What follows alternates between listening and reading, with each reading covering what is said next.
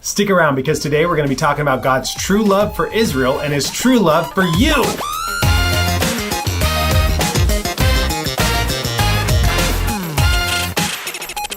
Hey, what's up everybody? I'm Josiah Douglas. If this is your first time here, I do a Bible study just like this 5 days a week.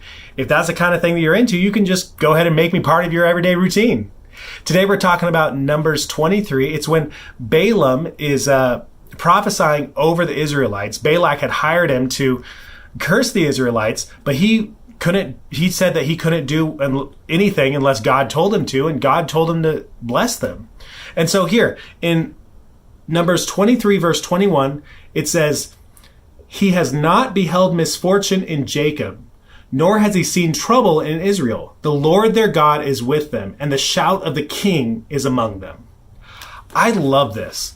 I really do. This verse just kind of goes and shows everything that Balaam's blessings were about for the Israelites. You see, the Israelites, literally just a couple chapters before this, they were messing up. And a couple chapters before that, they were messing up again. And throughout the entire Torah, the Israelites are just messing up over and over again. And God is getting angry at them and sending plagues on them. And the earth is opening up and people are falling in and giant fires are killing people. And literally God, just a couple of chapters before this, sent a whole bunch of snakes to bite and kill the Israelites. And you get the idea that God hates the Israelites. You get the idea that the Israelites, they can't do anything right, and every time they do something wrong, God just gets angrier and angrier at them. But then Balaam comes along, this whole story with Balaam, and God blesses them. And Balaam says things like this in verse 21, when it says, "He has not beheld misfortune in Jacob." It's amazing that even after all of that, even after all these things the Israelites doing wrong, God still loves them. And it says he doesn't even see the misfortune. He doesn't even see the wrong that's in them. I mean, obviously God does see it. Obviously God understands what they're doing because he's punishing them for it, but he doesn't really remember it. It doesn't really matter to him because God loves them. And honestly, the same thing happens to us. I bet the Israelites right now, they don't even know that Balaam is saying these blessings over them. And they're just thinking God hates us and he's going to kill us because we keep messing up. And sometimes in my life, and I'm sure sometimes in your life, I think I just keep messing up and God hates me and nothing I do is right. And no matter what, I can't do the right thing and God is just angry at me.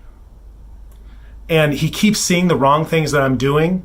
And that's all God knows of me, is that I'm a mess up and I'm a mistake and I just can't do anything right. But you know what? God doesn't look at us that way.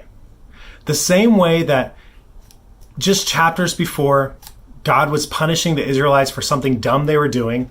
And then God's blessing them, saying that he doesn't even see anything wrong with them. God does the same thing with us. When you mess up, it doesn't mean God hates you. In fact, God loves you. I know with me and my kids that my kids mess up. My kids are annoying. They do dumb things and they get in trouble. They get punished for it.